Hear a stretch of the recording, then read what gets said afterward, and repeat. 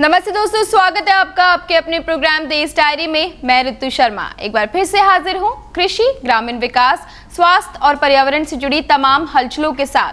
आइए जानते हैं कौन कौन सी सूचनाएं और जानकारियां रही सुर्खियों में।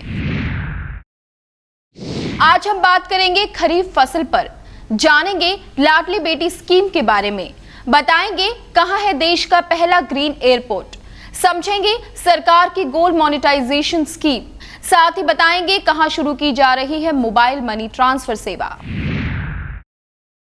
सूख रही खरीफ की फसल को फिर से जीवनदान मिलने के आसार नजर आ रहे हैं। दक्षिण एवं मध्य क्षेत्र में मानसून के अच्छे होने की उम्मीद की जा रही है। देश में अब तक हुए कम बारिश की भरपाई आने वाले दिनों में पूरी हो सकती है। इस बार कम बारिश के बावजूद भी खरीफ फसल की बुआई 998.67 लाख हेक्टेयर में हुई है, जो कि पिछले साल सिर्फ 979.40 लाख हेक्टेयर ही थी। इसके साथ ही दलहन फसलों की बुआई भी 11% और धान का रकबा भी 1% बढ़ा है। दक्षिण एशिया मानसून अपने अंतिम चरण में है। साथ ही मध्य भारत में फिर से बारिश होने के हालात बन रहे हैं। मानसून के इस अच्छे बदलाव से देश में सूख रही खरीफ फसल को जीवनदान मिल सकता है और साथ ही जलाशयों में भी पानी की स्थिति सुधरने की उम्मीद जताई जा रही है। भारतीय मौसम विभाग के आंकड़ों के अनुसार भारत के दक्षिण प्रायद्वीप और मध्य भारत के प्रदेशों में अधिक बारिश होने के आसार हैं। देश में प्याज की ऊंची कीमतों से परेशान आम लोगों को राहत देने के लिए सरकार ने 1000 टन अतिरिक्त प्याज का आयात करने का निर्णय किया है। राष्ट्रीय राजधानी क्षेत्र में प्याज की पर्याप्त उपलब्धता को लेकर दिल्ली सरकार और मदर डेयरी उचित माध्यमों से प्याज की खरीद जारी रखेगी और उसकी आपूर्ति की जाएगी। वर्तमान में मदर डेयरी के सफल स्टोर एवं अन्य एजेंसियों के माध्यम से दिल्ली में प्रतिदिन 100 टन प्याज की आपूर्ति की जा रही है। खाद्य एवं आपूर्ति मंत्री रामविलास पासवान ने अधिकारियों को प्याज के मूल्य पर पैनी नजर रखने तथा जरूरत होने पर तुरंत कार्रवाई करने का निर्देश दिया है। इससे पूर्व सरकार ने प्याज की बढ़ती कीमतों को नियंत्रित करने के लिए 10,000 क्विंटल प्याज के आयात का निर्णय लिया था। प्याज की नई फसल की भी जल्दी ही बाजार में आने की उम्मीद है। देश की राजधानी दिल्ली अब बहुत ही जल्द सौर ऊर्जा की रोशनी से जगमगाने वाली है। सौर ऊर्जा से बिजली उत्पादन को बढ़ावा देने और देश में बिजली संकट को कम करने के लिए दिल्ली संवाद आयोग DDC ने अहम फैसला लिया है। दिल्ली संवाद आयोग DDC ने दिल्ली और ऊर्जा नीति 2015 का मसौदा जारी कर दिया है। सरकार सौर ऊर्जा के माध्यम से सस्ती, किफायती और विश्वसनीय ऊर्जा मुहैया कराना चाहती है, जो दिल्ली की कुल बिजली मांग की 20% पूर्ति कर सके। 1 किलोवाट क्षमता का सौर संयंत्र स्थापित करने में करीब 80,000 रुपए खर्च आएगा और इसके लिए 10 वर्ग मीटर जगह की जरूरत होगी। इससे हर साल 1300 यूनिट बिजली पैदा होगी। इसके साथ ही घरेलू उत्पादक को साल में करीब 11,500 रुपए की भी बचत होगी। 7 साल में सौर ऊर्जा प्लांट स्थापित करने पर निवेश की गई राशि वसूली जा सकती है। सौर ऊर्जा संयंत्र की आयु 25 साल होती है। इस तरह 17-18 साल तक राजधानी के लोगों को मुफ्त में बिजली मिलेगी और आए दिन हो रही बिजली के संकट से भी बचा जा सकता है। जम्मू कश्मीर सरकार बेटियों के लिए नई स्कीम लॉन्च करने जा रही है। स्कीम का नाम है लाडली बेटी। स्कीम के तहत सरकार किसी भी परिवार में बेटी के पैदा होने पर उसके नाम का खाता खुलवाएगी और साथ ही बेटियों के नाम पर हर महीने खाते में 1000 रुपए जमा करवाएगी। जम्मू कश्मीर अपने राज्य के लोगों के लिए एक अच्छी पहल करने जा रहा है। सरकार बेटियों के लिए एक नई स्कीम लॉन्च करने जा रही है। लाडली बेटी नाम की स्कीम में वो परिवार शामिल है जिनकी सालाना इनकम 70,000 रुपए या इससे कम है।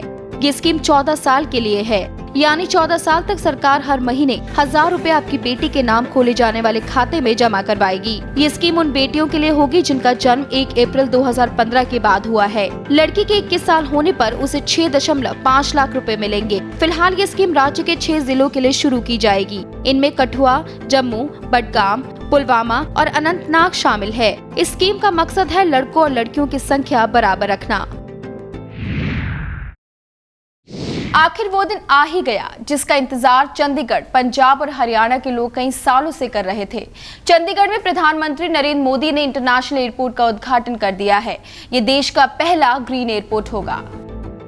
चंडीगढ़ के 306 एकड़ में बना इंटरनेशनल एयरपोर्ट की कई खूबियां हैं। इंटरनेशनल एयरपोर्ट के जैसे ही नए एयरपोर्ट में भी एयरफोर्स का ही रनवे इस्तेमाल होगा। एयरपोर्ट की एक और खासियत ये है कि इसमें एक भी लाल ईंट का इस्तेमाल नहीं किया गया है। इंडियन एयरपोर्ट अथॉरिटी ने इंटरनेशनल एयरपोर्ट की बिल्डिंग बनाने के लिए लाल ईंट की जगह फ्लाई ऐश ईंट का प्रयोग किया है। इंटरनेशनल एयरपोर्ट में स्काई लाइट प्लेटें लगाई गई हैं जो बिल्डिंग में नेचुरल लाइटिंग देगी। साथ ही इसके अंदर का हिस्सा भी हरा भरा है। इंडियन एयरपोर्ट अथॉरिटी के जीएम DK कामरा ने मीडिया को बताया कि इंटरनेशनल एयरपोर्ट को पूरी तरह से ग्रीन बनाया गया है, जिससे यात्रियों को शुद्ध वातावरण मिल सके। इस एयरपोर्ट में 1600 पैसेंजर 1 घंटे में हैंडल हो सकेंगे। दिल्ली के स्कोप कॉम्प्लेक्स में सुरक्षित भोजन के लिए फूड लॉ पर एक संगोष्ठी का आयोजन किया गया, जिसका मकसद था कि कैसे देश के लोगों को सुरक्षित खाद्य पदार्थ मिल सके। दिल्ली के स्कोप कॉम्प्लेक्स में उपभोक्ताओं को सुरक्षित भोजन के लिए फूड लॉ पर संगोष्ठी का आयोजन किया गया, जिसमें राज्यसभा सदस्य और भारतीय कम्युनिस्ट पार्टी ऑफ इंडिया के महासचिव D राजा, सुप्रीम कोर्ट के सीनियर वकील विश्वजीत दास, लेक्स बाल्स्टर ग्लोबल LLP के पार्टनर CP पवन दुबे, लोकसभा सदस्य मीनाक्षी लेखी, FSSAI के पूर्व सलाहकार संजय दवे, ICSI की उपाध्यक्ष CS ममता बेनानी, दिल्ली हाईकोर्ट के न्यायाधीश VP वैस समेत फूड बिजनेस ऑपरेटर के कई अन्य लोग संगोष्ठी में शामिल हुए। FSSAI के पूर्व सलाहकार संजय दवे ने कहा कि देश में उपभोक्ताओं, स्टॉक होल्डरों, फूड ऑपरेटर और फूड सेफ्टी अथॉरिटी का क्या रोल है, इन सब के लिए देश में सख्त फूड लॉ की जरूरत है, जिससे देश के लोगों को सुरक्षित खाद्य पदार्थ मिल सके और ग्लोबल स्तर पर हमारा स्टैंडर्ड बेहतर हो और उससे देश के फूड बिजनेस को बढ़ावा मिले।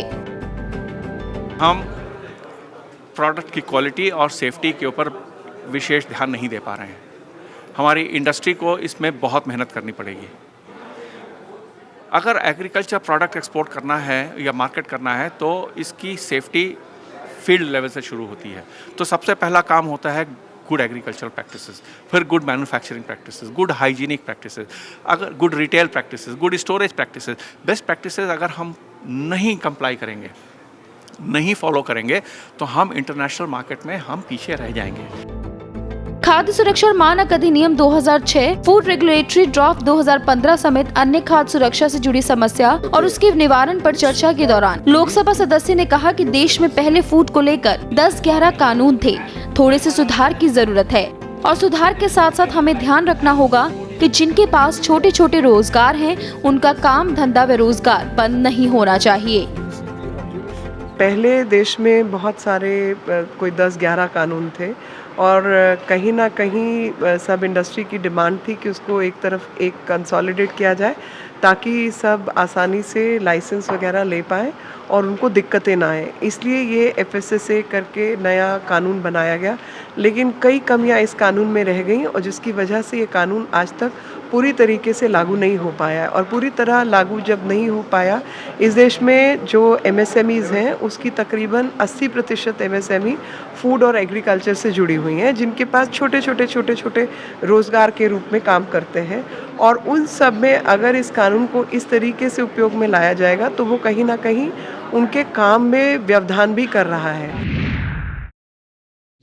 रुकते एक छोटे से ब्रेक के लिए। ब्रेक के बाद बात होगी मोबाइल मनी ट्रांसफर सेवा के बारे में। दिल्ली के इंडिया हैबिटेट सेंटर में एसोचैम ने चौथे बायो नैनो एग्री समिट 2015 का आयोजन किया। नैनो टेक्नोलॉजी जिनको आज का डिस्प्ले किया गया है और जिनको बड़े ही सरलता से किसानों तक पहुंचाया जा सकता है, जिसमें उनके जो फर्टिलाइज़र हैं, उनका जो पानी है, उनका जो उपयोग है वो कम होगा और जो उपज है वो बढ़ेगी।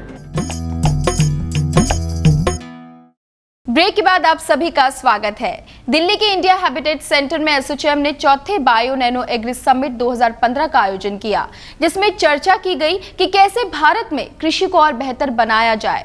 सम्मेलन में कई वैज्ञानिकों के साथ एसोचैम से जुड़े लोग मौजूद थे। दिल्ली के इंडिया हैबिटेट सेंटर में एसोचैम ने चौथे बायो नैनो एग्री समिट 2015 का आयोजन किया। आयोजन में भारत में कृषि को और कितना बेहतर कर अधिक से अधिक फसलों की पैदावार बढ़ाई जा सकती है और नई तकनीक व रिसर्च से भारत में कृषि की सूरत कैसे बदल सकती है, इस पर चर्चा हुई। चर्चा में कई वैज्ञानिकों समेत किसान एसोचैम से जुड़े पदाधिकारी मौजूद थे। चर्चा के दौरान एसोचैम के सीनियर डायरेक्टर डॉक्टर OS त्यागी ने बताया कि बायो नैनो के तहत वैज्ञानिक रिसर्च का फायदा लेकर खेती में किसानों के लिए क्या क्या संभावनाएं हैं और किसान कैसे अपनी आमदनी बढ़ा सकता है और फसल में कम पानी का उपयोग कर कैसे अधिक उत्पादन कर सकता है। यहाँ पे स्टेट गवर्नमेंट आई हैं, तमिलनाडु से, कर्नाटका से और भी कई स्टेट हैं जो यहाँ आए हैं, क्योंकि जितना काम होना है और अगर एक्सटेंशन होना है, टेक्नोलॉजी ट्रांसफ़र होना है, तो वो आपका स्टेट गवर्नमेंट के माध्यम से होना है। और इन्हीं सब विषयों को लेके हमने इस कार्यक्रम का आज आयोजन किया है। और इसमें बहुत सारी टेक्नोलॉजीज़ हैं जो आपका नैनो टेक्नोलॉजी, जिनको आज का डिस्प्ले किया गया है और जिनको बड़े ही सरलता से किसानों तक पहुंचाया जा सकता है, जिसमें उनके जो फर्टिलाइज़र हैं, उनका जो पानी है, उनका जो उपयोग है वो कम होगा और जो उपज है वो बढ़ेगी। किसानों को बायो नैनो तकनीक के प्रयोग के फायदों को बताते हुए Indian society of agri business professionals के निदेशक डॉक्टर सतीश चंद्र ने कहा कि जिस तरीके से बायोटेक्नोलॉजी से हमने बीटी कपास उगाकर सफलता हासिल की, वैसे ही बायोटेक्नोलॉजी की बात की अगली तकनीक नैनो टेक्नोलॉजी है, जो किसानों और देश के लिए अधिक कारगर साबित होगी, जिससे बढ़ती हुई आबादी की जरूरतों को हम पूरा कर सकेंगे।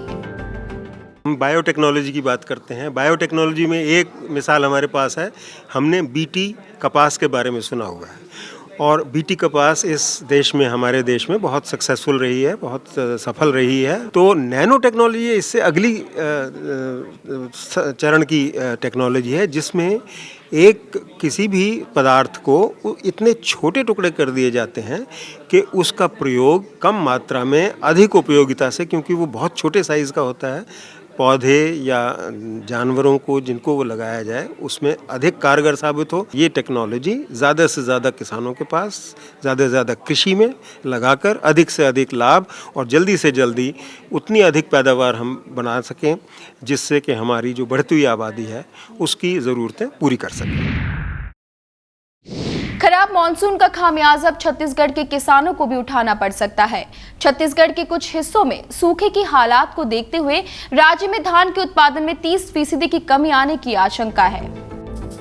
छत्तीसगढ़ के कुछ हिस्सों में सूखे जैसे हालात को देखते हुए राज्य में धान उत्पादन में बड़ी गिरावट आने की आशंका पैदा हो गई है। राज्य में इस साल 70% से कम बारिश हुई है। छत्तीसगढ़ की जिन क्षेत्रों में कम बारिश हुई है, वे क्षेत्र धान उत्पादक क्षेत्रों में प्रमुख रहे हैं। राज्य में अब तक 973 मिलीमीटर बारिश हुई है, जो 1350 मिलीमीटर की औसतन सालाना बारिश की तुलना में काफी कम है। देश में शीर्ष 10 चावल उत्पादक राज्यों में शुमार छत्तीसगढ़ ने खरीफ सत्र 2015 में 36 लाख हेक्टेयर के क्षेत्र में धान की 1.2 करोड़ टन उपज का लक्ष्य रखा था, जो कि अब खरीफ सत्र 2015 के प्लान तहत निर्धारित लक्ष्य को हासिल करना अब संभव नहीं है। अगर आप गुड़गांव या फरीदाबाद में रहते हैं तो आपके लिए अच्छी खबर है। डाक विभाग की ओर से दोनों जगह पर 14 सितंबर से मोबाइल मनी ट्रांसफर सेवा शुरू हो जाएगी, बशर्ते कि आपके पास मोबाइल फोन होना जरूरी है। डाक विभाग की ओर से गुड़गांव फरीदाबाद में 14 सितंबर से मोबाइल मनी ट्रांसफर सेवा शुरू हो जाएगी, जिसके बाद उपभोक्ता 1000 से 10,000 रूपए तक की राशि कुछ ही मिनटों में भेज सकते हैं। फिलहाल दोनों जिलों में 47 डाकघर केंद्रों में इसे शुरू किया जाएगा। केंद्रीय डाक विभाग की ओर से देश भर में शुरू की गई योजना का लाभ स्थानीय निवासियों को इसी सप्ताह से मिलना शुरू हो जाएगा। एक व्यक्ति के रुपए भेजने पर दूसरे व्यक्ति को रुपए जमा कराने पर संदेश प्राप्त होगा। उस संदेश को दिखाकर दूसरा उपभोक्ता नजदीकी डाकघर से जमा की गई राशि प्राप्त कर सकता है। साथ ही डाक विभाग दूसरे स्थान पर पैसे भेजने के लिए 46 से 114 रूपए तक का कमीशन लेगा। 1,500 तक 46 रूपए, 5,000 तक 80 रूपए और 10,000 तक 114 रूपए चार्ज लिया जाएगा। इस संबंध में गुड़गांव के पोस्ट मास्टर ने बताया कि इसके लिए अभी डाक विभागों के कर्मचारियों को प्रशिक्षण दिया जाएगा। देश में वेयरहाउस की क्षमता 118 मिलियन मैट्रिक टन है और 250 मिलियन मैट्रिक टन फसल का उत्पादन होता है। ऐसे में विकसित देशों की तर्ज पर भंडारण की बेहतर व्यवस्था के लिए कोशिश की जा रही है और इसी को लेकर दिल्ली के पीएचडी चैम्बर ऑफ कॉमर्स में एक सम्मेलन का आयोजन किया गया। दिल्ली के पीएचडी चैम्बर ऑफ कॉमर्स में वेयरहाउस प्रबंधन के जरिए कम से कम नुकसान और अधिक से अधिक मुनाफा कैसे किसान और उद्योग कंपनियां ले सकती हैं, इसको लेकर कॉन्फ्रेंस का आयोजन किया गया। कॉन्फ्रेंस में उपभोक्ता मामलों के मंत्रालय से फूड एंड पब्लिक डिस्ट्रीब्यूशन विभाग से सचिव विंद्रा स्वरूप, FCI के कार्यकारी निदेशक अभिषेक सिंह, केंद्रीय भंडारण निगम के प्रबंध निदेशक हरप्रीत सिंह और general manager IC Chadda, Origo commodities India private limited के निदेशक Mayank Dhanuka, Adani agri logistic limited के business head Sumit Brij Gupta, central rail side warehouse company limited के XMD Vinod Gupta, PhD chamber के लॉजिस्टिक मैनेजमेंट कमेटी के चेयरमैन RS बेदी समेत कई वेयरहाउस से जुड़ी निजी कंपनियों के प्रतिनिधि शामिल हुए। कॉन्फ्रेंस के दौरान पीएचडी चैम्बर के लॉजिस्टिक मैनेजमेंट कमेटी के चेयरमैन आरएस बेदी ने बताया कि वेयरहाउस इंडस्ट्री के लिए क्या चुनौती और अवसर है और किसानों को वेयरहाउस से कैसे फायदा मिलेगा। किसान भाइयों के लिए मेरा तो यही मैसेज होगा कि कोऑपरेटिव्स फॉर्म करके जितना ज़्यादा वो इकट्ठा होकर अपनी प्रोड्यूस को जो है वो एक छोटे वेयर हाउसेस जो गाँव के बीच में हों वहीं पे इकट्ठा करें तो उनको अपनी फसल का अच्छा ज़्यादा फ़ायदा हो सकता है। और साथ में जो गवर्नमेंट पॉलिसीज़ बना रही है WDRA की और जिसके अंदर वेयर हाउसिंग नेगोशिएबल रिसीट्स मिलती हैं उसका फ़ायदा उठाना चाहिए। ऐसे में यदि किसान वेयरहाउस का भंडारण करे तो सही समय पर अनाज की सही कीमत का फायदा लिया जा सकता है और इससे देश में फूड सिक्योरिटी को भी मदद मिलेगी। इस समय ज़रूरत है कि किसानों के लेवल पे भंडारण की सही व्यवस्था कराई जाए ताकि वो अपने अनाज को सही रख सकें, क्योंकि जब अनाज का उत्पादन होता है उस समय उसका कीमत कम होता है। अगर वो किसान भाई उसको थोड़ी देर तक रख के साल 6 महीने बाद बेचें तो उनको उसके दाम भी अच्छे मिलेंगे और इसमें देश में अनाज की फूड सिक्योरिटी में भी मदद मिलेगी। फिलहाल रुकते एक और छोटे से ब्रेक के लिए। ब्रेक के बाद चर्चा होगी सरकार की गोल्ड मोनेटाइजेशन स्कीम पर। ट्रेन से सफर करना अब ट्रेन मुसाफिरों को और भी ज्यादा भाने वाला है, क्योंकि अब ट्रेन में सफर के दौरान यात्रियों को हवाई यात्रा की सुख सुविधाएं भी मिलने वाली हैं। ब्रेक के बाद आप सभी का स्वागत है। अगर आपके घर में सोना रखा है मगर उसका कोई इस्तेमाल नहीं हो रहा है तो सरकार की नई योजना आपके लिए आय का शानदार जरिया बन सकती है। सरकार की गोल्ड मोनेटाइजेशन स्कीम के तहत 1 से 3 साल के लिए सोना जमा करके आप अच्छा खासा ब्याज कमा सकते हैं और अपना सोना भी वापस पा सकते हैं। सरकार ने आम आदमी के लिए एक और अच्छी पहल की है। प्रधानमंत्री नरेंद्र मोदी की अध्यक्षता में कैबिनेट ने गोल्ड मोनेटाइजेशन स्कीम और सॉवरेन गोल्ड बॉन्ड स्कीम पर मुहर लगा दी है। इसका मकसद भारतीय परिवारों के पास पड़े लगभग 20,000 टन सोने को निकालकर बैंकिंग तंत्र में लाना है ताकि विदेश से सोना आयात न करना पड़े। इस सोने की मौजूदा कीमत करीब 5,40,000 करोड़ रुपए बैठती है। वहीं सॉवरेन गोल्ड बॉन्ड स्कीम का मकसद उन लोगों को आकर्षित करना है जो निवेश के लिए सोना खरीदते हैं। इससे सोने की खपत कम करने में मदद मिलेगी और साथ ही जो लोग इस स्कीम के जरिए अपना सोना इन्वेस्ट करेंगे उन्हें इसका अच्छा खासा ब्याज भी मिलेगा। सुबह की शुरुआत तो सभी ताजगी से भरपूर एक कप चाय से ही करते हैं, पर क्या आपने कभी ये सोचा होगा कि इन चाय की कड़क पत्तियों के लिए, चाय के बागान में काम करने वाले मजदूरों के लिए ये चाय कितनी कड़वी होती होगी? क्या है पूरी खबर, आइए आपको बताते हैं।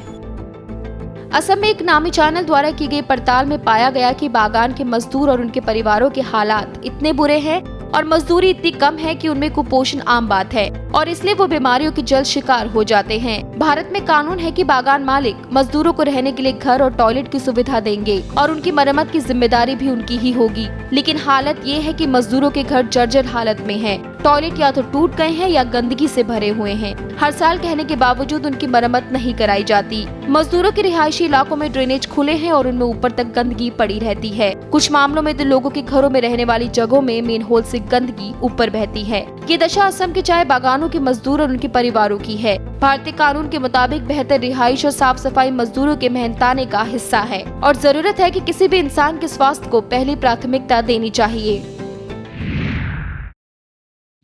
ट्रेन से सफर करना अब ट्रेन मुसाफिरों को और भी ज्यादा भाने वाला है, क्योंकि अब ट्रेन में सफर के दौरान यात्रियों को हवाई यात्रा की सुख सुविधाएं भी मिलने वाली हैं। रेलवे अब आरक्षित सीट के यात्रियों को कूड़ा फेंकने के लिए थैली के साथ प्लेन जैसे टॉयलेट भी मुहैया कराएगी।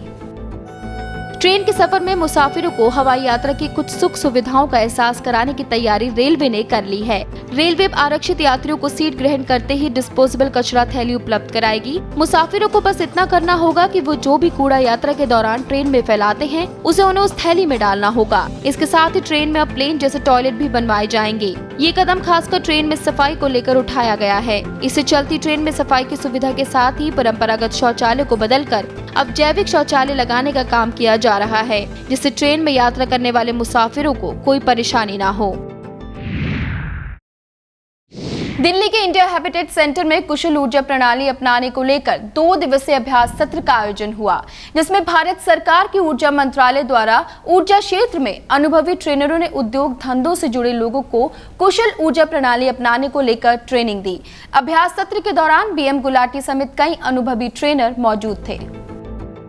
ऊर्जा आर्थिक विकास की मूलभूत आवश्यकताओं में से एक है और प्रधानमंत्री के मेकिंग इंडिया कार्यक्रम का एक महत्वपूर्ण हिस्सा भी। समाज के वो सभी क्षेत्र, चाहे वो कृषि हो, उद्योग, परिवहन, व्यापार या घर, सभी आज ऊर्जा पर निर्भर हैं। पिछले कुछ सालों में जैसे जैसे देश की प्रगति हुई है, इन क्षेत्रों में ऊर्जा की जरूरत बढ़ी है। ऊर्जा की इस बढ़ती हुई खपत, जीवाश्म ईंधनों जैसे कोयला, पेट्रोलियम और प्राकृतिक गैस पर निर्भरता बढ़ी है। परिणाम स्वरूप पर्यावरण के प्रदूषण और स्वास्थ्य की समस्याओं के कारण इन जीवाश्म ईंधनों के उपयोग से स्वच्छ ऊर्जा के वैकल्पिक स्रोतों के विकास तथा उपयोगिता की जरूरत बढ़ी है। जीवाश्म ईंधनों की बढ़ती कीमतें और भविष्य में इनकी कमी की गंभीर संकट से ऊर्जा विकास के लिए स्थायी समाधान की जरूरत है। इसके लिए ऊर्जा संरक्षण को प्रोत्साहन देना और पर्यावरण अनुकूल अक्षय ऊर्जा स्रोतों के इस्तेमाल की जरूरत है। ऊर्जा को लेकर देश को कैसे आत्मनिर्भर बनाया जा सकता है, कैसे कुशल ऊर्जा प्रणाली देश हित में होगी और आज देश के उद्योग धंधों और ग्रामीण भारत में बिजली की कमी को कैसे पूरा किया जा सकता है और कैसे पर्यावरण को ध्यान में रखते हुए प्राकृतिक एनर्जी को और बढ़ाया जा सकता है। इस सम्मेलन में इन्हीं सब बातों पर चर्चा हुई।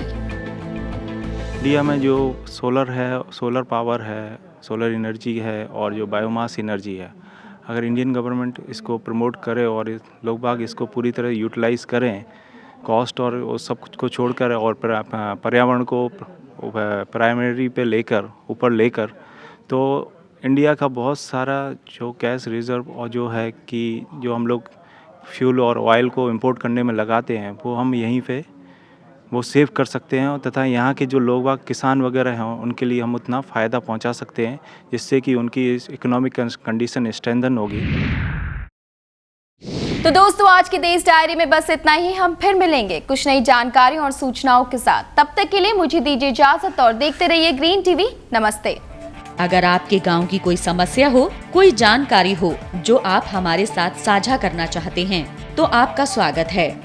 हमारा पता है green TV B131 sector 63 Noida Uttar Pradesh, pin 201301। हमारा ईमेल आईडी है info@greentvindia.com। आप हमें फोन भी कर सकते हैं। हमारा नंबर है 0120 498 0000, साथ ही 0011।